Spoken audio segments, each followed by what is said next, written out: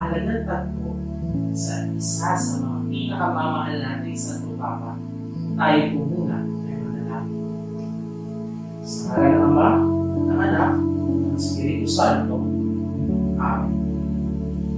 O San Juan Pablo Ikalawa, mula sa bintana ng langit, ipagkaloob mo sa amin ang iyong pagbabasbas. Basbasan mo ang simbahang iyong minahal, pinaglingkuran, ginabayan, at buong tapang na pinamunuan sa mga landas ng daigdig para ihatid si Jesus sa lahat at ang lahat kay Jesus. Basbasan mo ang mga kabataan iyong pinakamamahal. Tulungan mo muli silang mangarap. Tulungan mo silang muling tumingala at hanapin ang ilaw na nagbibigay liwanag sa mga landas ng buhay dito sa daigdig. Panalangin mo ang buong mundo na hanggang ngayon ay markado pa rin ang tensyon, digmaan at kawalan ng katarungan. Hinarap mo ang daigmaan sa pamamagitan ng panawagan para sa pag-uusap at paghaksik ng mga punlalong pagmamahal.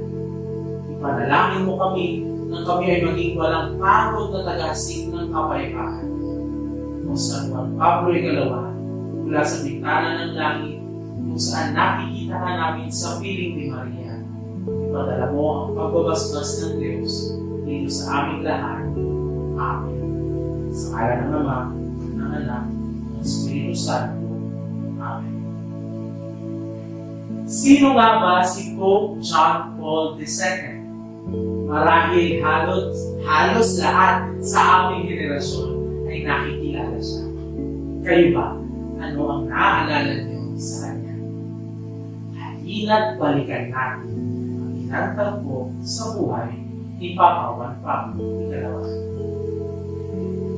Si Carol Joseph Wojtyła, o mas kilala natin St. John Paul II, ay ipinanganak noong May 18, 1920 sa bayan ng Wadowice sa bansa ng Poland. Sa mura niyang edad, nakaranas na si Carol na maginding inagpis nang mamatay ang kanyang inang si Emilia, at makalipas lamang ng ilang taon, ang kanyang nakatatandang lalaking kapatid na si Edmund ay pumanaw din. Kilala bilang Lolek ng kanyang mga kababata, si Carol ay lumaki sa pagmamahal at pag-aaruga ng kanyang ama. Tulad ng ilang kabataan o ng ibang kabataan, nahilig si Carol sa iba't ibang laro at sa teatro. Siya din ay isang masigasig na mag-aaral. Nang matapos niya ang kanyang pag-aaral sa high school, pumasok siya sa Universidad ng Jagiellonian sa Krakow noong 1938. Ngunit sa di inaasahan ng sumunod na taon, ay ipinasara ito ng mga Nazi, kaya naman napilitan si Carol na tumigil sa kanyang pag-aaral. Noong 1940 hanggang 1944, siya ay nagtrabaho sa quarry at sa isang chemical factory upang may pangtustos siya sa kanyang pang-araw-araw at maiwasang ma-deport sa bansang Germany. Sa kabila ng kanyang pagpapagal sa trabaho, naramdaman ni Carol na tinatawag siya ng Diyos sa buhay pagbabae. Makikita natin sa karanasan ni Juan Pablo Ikalawa na kahit anong estado ng ating buhay, patuloy tayong tinatawag ng Diyos upang mamuhay sa kabanalan. Kaya naman noong 1942, kasabay ng kanyang pagtatrabaho, tinugunan niya ang tawag ng Diyos at nagsimula siyang mag-aral sa clandestine major seminary sa Krakow. At sa kanyang pagtsatsaga at sa tulong ng grasya ng Diyos, siya ay naordinahan bilang pari noong November 1, 1946. Sa taong din iyon, ipinadala siya ng kanyang kardinal sa Roma upang mag-aral at tapusin ang kanyang doctorate sa theology. Nang matapos niya ang kanyang pag-aaral sa Roma, bumalik siya sa kanyang bansa upang maglingkod sa tao at sa simbahan ng Poland. Sa edad ng 38, itinalaga si Carol bilang auxiliary bishop ng Krakow noong July 4, 1958. At inordinahan siya bilang obispo noong September 28, 1958 sa Katedral ng Babel sa Krakow ni Archbishop Basil. Bago siya naitalaga bilang auxiliary bishop, naging professor din siya sa Major Seminary ng Krakow at sa Theology Faculty of Lublin. At di kinalaunan, siya ang inihalili sa nagbitirong arsobispo ng Krakow noong January 3, 1964. Makalipas lamang ng ilang taon, noong June 26, 1967, ginawa siyang Cardinal ni Pope Paul VI. Naging bahagi si Carol ng Second Vatican Council at isa siya sa may malaking naging kontribusyon sa konseho ito. Di kinalaunan ay dumating na nga ang kanyang panibagong misyon noong October 16, 1978. Sa loob na mahigit na 400 taon, nagkaroon tayo ng Santo Papa na hindi Italiano sa kanabuhan ni Carol upang maging ika-263rd na Santo Papa ng Santa Katolika Romana. Sa umpisa ng kanyang papasiya, ipinamalas na ni Pope John Paul II sa kanyang mga homilya at mga sulat ang kahalagahan ng buhay ng tao. Di nagtagal mas lalong naging malawak ang naabot ng kanyang hilig, lalo na sa mga usaping komunismo, giyera, abortion, contraception, capital punishment, homosexual acts, euthanasia, human cloning, at stem cell. Naging malaki ang kontribusyon ni Papa Juan Pablo II sa pagbagsak ng komunismo at usapin ng pangkapayapaan. Isang normal na araw noong May 13, 1981, may nagtangkang pumatay sa Papa habang umiikot ito sa St. Peter's Square. Siya ay binaril ni Mehmet Ali Agca, isang Turkish political extremist. Nabalot ng takot at pangamba ang buong mundo, bilang ang mga Katoliko sa nangyari kay Papa Juan Pablo II. Bumuhos ang panalangin ng mga mananampalataya na mayadya sa piling ng kamatayan ang pinakamamahal na Santo Papa. At dininig nga ng Diyos ang samo ng kanyang bayan na mayadya ang Santo Papa sa kamatayan. Nang makabawi ng kanyang lakas sa di inaasahang pangyayari, agad pinuntahan ni Juan Pablo II ang taong nagtangkang pumigil sa kanyang buhay. At sa tagpong iyon, buong puso niyang iginawa kapatawaran sa taong nais siyang mamatay. Isa sa mga naiwang legacy ng kanyang papasiya ay ang tinatag niyang World Youth Day. Ito ay bunga ng kanyang labis na pagmamahal at tiwala sa kabataan upang bilang maging mga tunay na saksi ni Kristo at ng pananampalataya. Di nga ba't sa tuwing gaganapin ang World Youth Day, ang bawat kabataan ay nagnanais makiisa sa pagdiriwang na ito dahil ninanais nilang makatagpo si Jesus sa kapwa nila kabataan. At di nagtagal, ang pananabig ng bawat batang kabataang Pilipino ay natupad noong 1995. Naging mapalad ang ating bansa, ang ating lokal na simbahan dito sa Pilipinas na mag-host ng World Youth Day. Kauna-unahang bansa sa Asia na mag-host ng WYD. At nakita natin na mahigit 5 milyon ang nakiisa sa misa sa huling araw ng WYD sa Luneta sa pamumuno ni Pope John Paul II. Ito ang pinakamalaking bilang sa kasaysayan ng World Youth Day. Sa dekada din ito, pansin-pansin na may pagbabago sa kalusugan ng Santo Papa. Nag-uumpisa na ang kanyang karamdaman na Parkinson disease. Ngunit hindi ito naging hadlang sa kanya Bagkus, mas naipakita pa niya sa lahat, lalo na sa kabataan, sa kabila ng kanyang karamdaman, na kahit ang paghihirap ay maaari nating gawing alay para sa kaluwalhatian ng Diyos.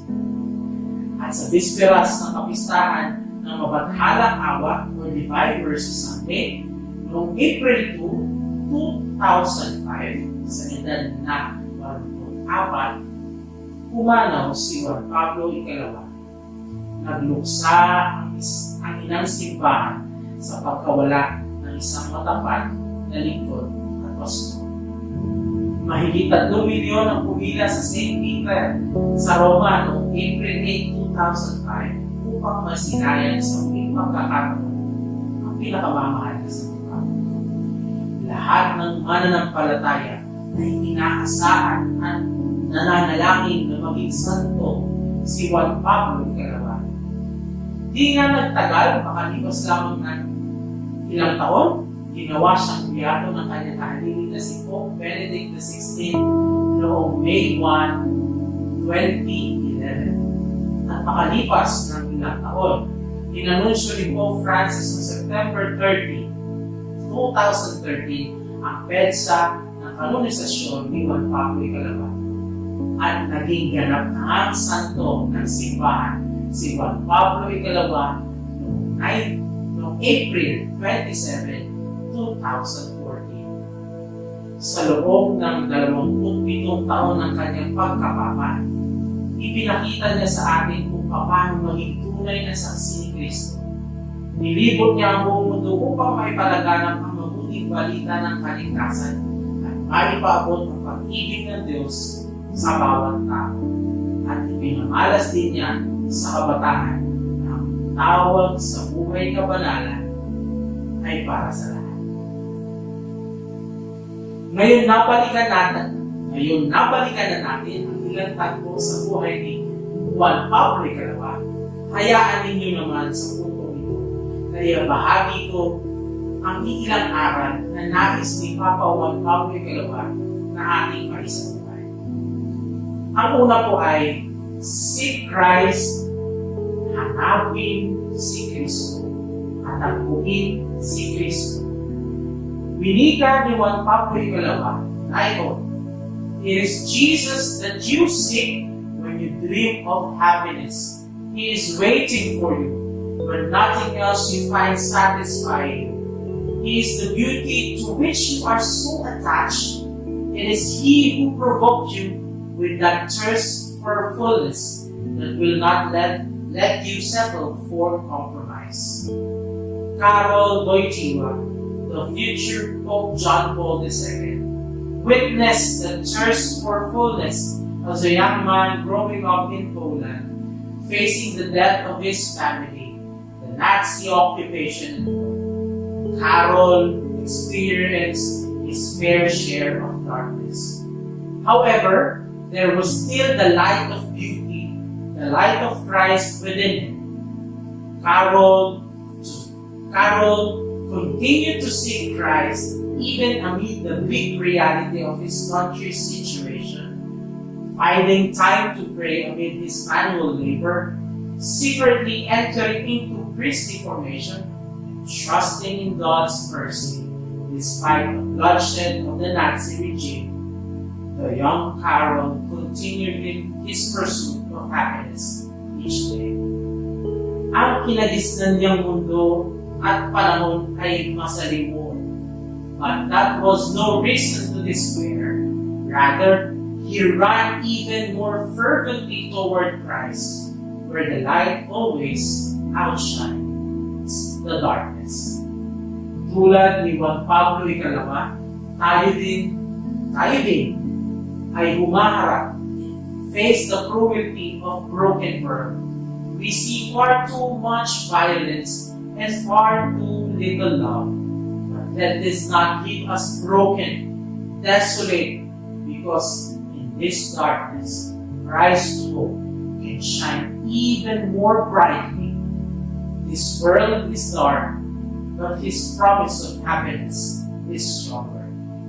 Pangalawa po ay, be not afraid. Huwag kang mangamba. Huwag kang matakot. JP2 says, and I quote, "Do not be afraid. Do not be satisfied with mediocrity. Put out into the deep and let down your nets for a catch." With these words of St. John Paul II brings to mind Jesus' calling of the first disciples in Luke 15. These ordinary fishermen, after trusting the Lord's instruction, catch more than they could ever imagine.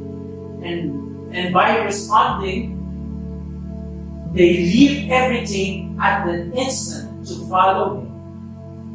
Christ's call for us is no different.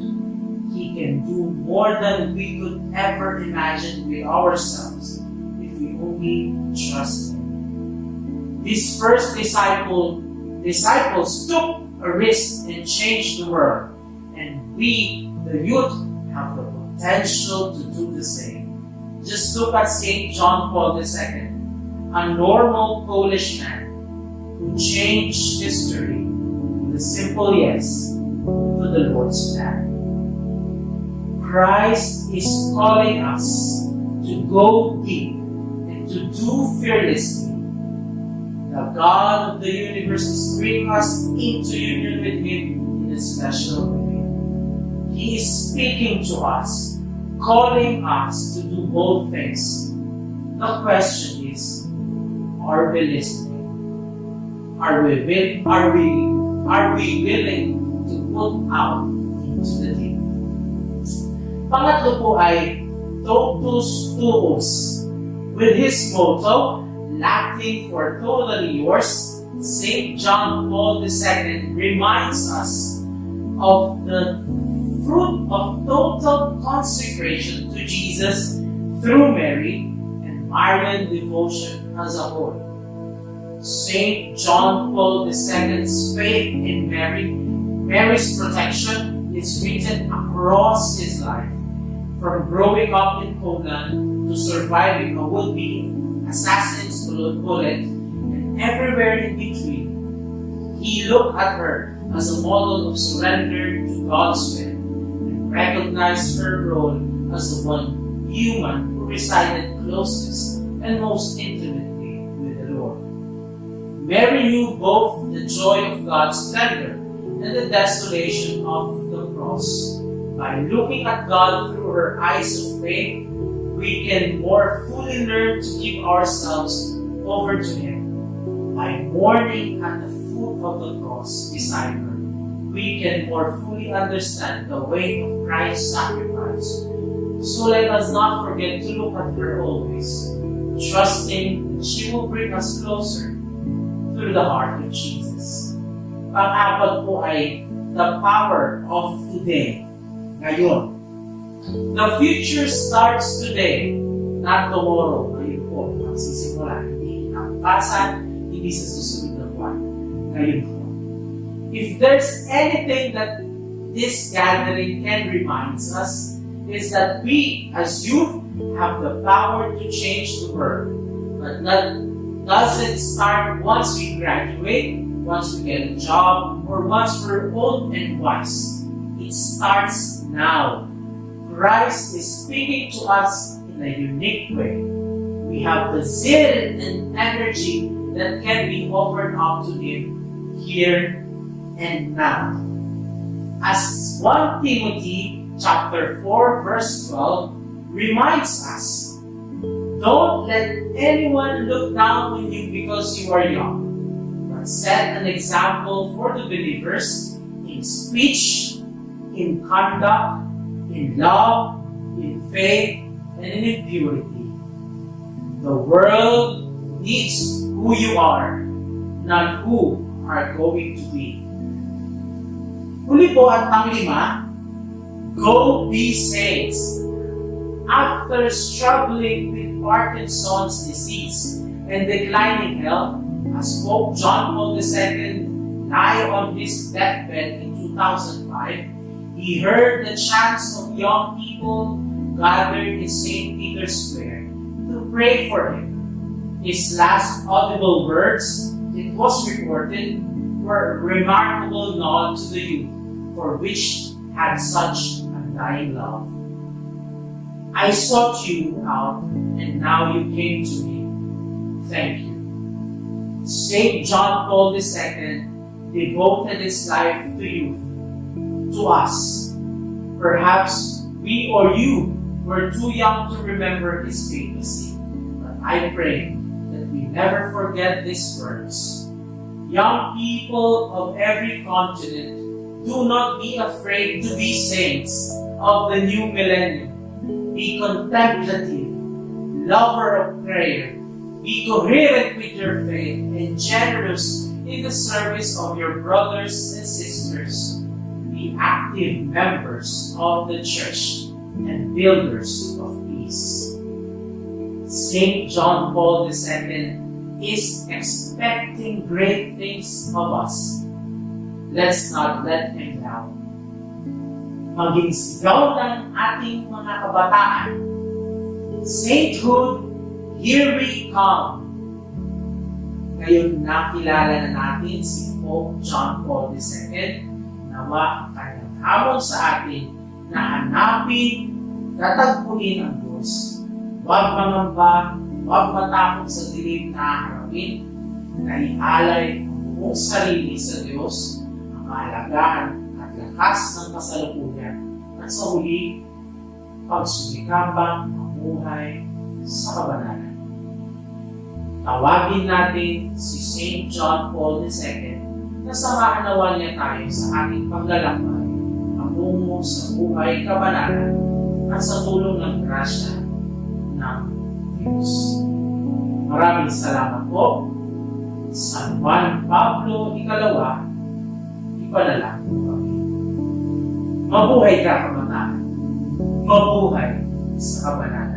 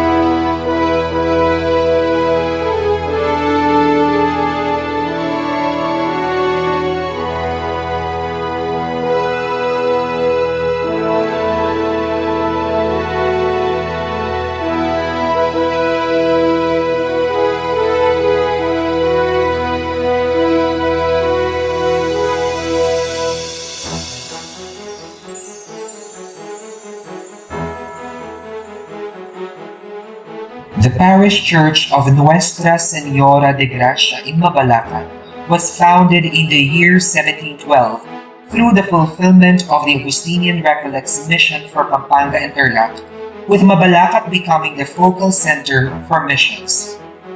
Surrounding the parish is Santo Niño Parish, Bamban Tarlac on the north, Santo Rosario Parish, Tinabang Magalang on the east, Clark Air Base on the west, and San Rafael Arcangel Parish, Mabalacat, Pampanga on the south. Professor Lino L. Dizon, author of The East of Pinatubo, mentioned that the importance of Mabalacat in terms of the Recollect Augustinian Order's mission in the Philippines during the Spanish period is a significant point that the existing generations in the town have forgotten. With the three pioneer Recolletos, Father Andres de San Fulgencio, Father Manuel de San Nicolas, and Father Juan Santo Tomas de Aquino, the mission for Upper Pampanga has succeeded. Thanks to Father Andres, the Mabalacat mission was founded. Aside from demonstrating spiritual acts as his primary labor, temporal matters have also been evident through the building of houses and sowing of farmlands during his tenure, which is a visible sign of reduction, the Spaniards' procedure of Christianizing and conquering the islands. On September 3, 1717, based on his relatos to his superior, Mabalacat had already become the mission center in the Upper Pampanga mission, with at least 1,000 souls present. As the mission for the Upper Pampanga went on, a number of 26 Recollect missionaries served the Mabalacat parish as the head priests during this time. The last Recollect missionary assigned for the Mabalacat parish was known to be Father Gregorio Bueno de la Virgen del Romero, a native of Tarazona, Aragon, Spain. On November 30, 1875, he was appointed as the parish priest of Mabalacat with a total population of 11,163 devotees. The parish elevated into a vicariate status under the patronage of Nuestra Señora de Guía during the Estado General of 1879. This elevation equals the parish as the seat of the Vicar Foreign of the Upper Pampanga Mission. Through the Recollect Provincial Chapter in the year 1876, it was on November 24, 1881, that the parish of Mabalacat was entitled as one of the prioratos or head parishes over the entire San Nicolas de Tolentino province of the Philippines, along with the municipalities of Balayan in Batangas, Santa Cruz in Zambales, and Boa in Marinduque. When the Philippine Revolution reached the localities of Pampanga and Tarlac in 1896, some Recollect missions in Upper Pampanga prompted closure for abandonment. However, Father Bueno remained steadfast in his spiritual talk in the Mabalacat parish. It was on July 10, 1898, when a number of distressed people of Mabalacat were believed to be ordered by a conspicuous family to howl Father Bueno from his convent. Furiously, it was said that the 66-year-old priest was publicly shamed prior to his death at the hands of a firing squad. Prominent traditions noted that his last words were in a form of curse that Mabalacat would cease to flourish. A curse that the Mabalacat people will never forget. The story of the Mabalacat curse was brought from one generation to the other, resulting in its association to the dreadful experiences in the town. Nonetheless, the devotion of the Mabalacat people to Our Lady of Grace was known to be stronger than the curse. Though repairs for the parish were made due to the destruction brought by the Second World War during the term of Father Jose Bondo from 1935 until 1949, the image of the seated Mater Divinae Gratiae was installed during the tenure of Father Felipe Roque from 1949 until 1959. Father Felipe was inspired to have a carved copy of the image at the sanctuary of Porta Angelica, Rome, and San Giovanni Rotondo, Foglia, during one of his trips to Rome. The installation of the seated image shows the early devotion to Our Lady of Grace. An interview with Dr. Amada F. Tuaza, former Parish Pastoral Council Coordinator of Our Lady of Grace Parish, substantiates the people's devotion to Our Lady of Grace. Dakala mamadi, ampong itang Kindolores, nung kanang itang batuwe, sinabat, ulit ping paneing pamadi, prosesyon, rosaryo, eganaganang gagawan kay itang King Dolores Mascopata ito or nano. Ating kanang sinabat, maragula batu banta lungugin da nung nga di, makaitang miras ng tao nga nagkakinig. On September 21, 1972, until January 17, 1981, martial law became effective under Proclamation Number 2045 by the late President Ferdinand Marcos. Though the safety of many Filipinos were known to be at risk, religious freedom was still present. Dr. Tuazon asserts that Mabalacat people would offer novena prayers in honor of Our Lady of Grace for various intentions concerning current events. On June 15, 1991, the Pinatubo eruption was considered as the second largest volcanic eruption of the 20th century. Locals say that only the barangays of Tabun and Dolores were affected by the eruption. Other barangays were not affected because it was reported that a large rock blocked the possible passages of the Lahar. This large rock was believed to be the fruit of the Mabalacat people's devotion to the patron. Years have passed and the Mabalacat parish still stands with believers and devotees of Our Lady of Grace. With this, several milestones of the parish followed.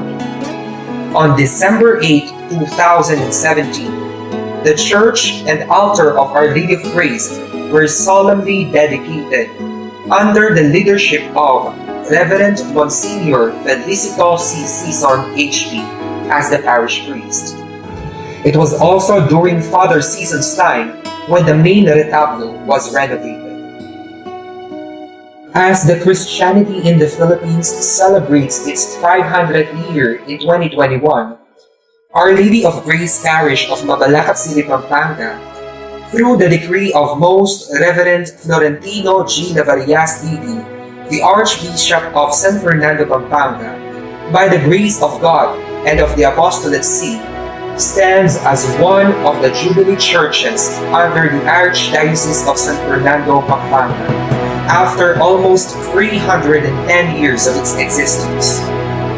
The Porta Sancta or Jubilee Door, which marks one of the milestones of the parish, was officially opened on May 2, 2021 through a solemn blessing, followed by the celebration of the Holy Mass with Most Reverend Florentino G. Navarias D.D., Reverend Monsignor Jose Ulacap, and Reverend Father Irvin Ray S. Garcia Obi. The Jubilee Door features Saints Peter and Paul, who served the church with their preaching, ministry, and martyrdom, becoming the two pillars of the church. This coming 2022 marks the 310th year of the Mabalaqueño faith. Let us join and take part in this anticipated celebration.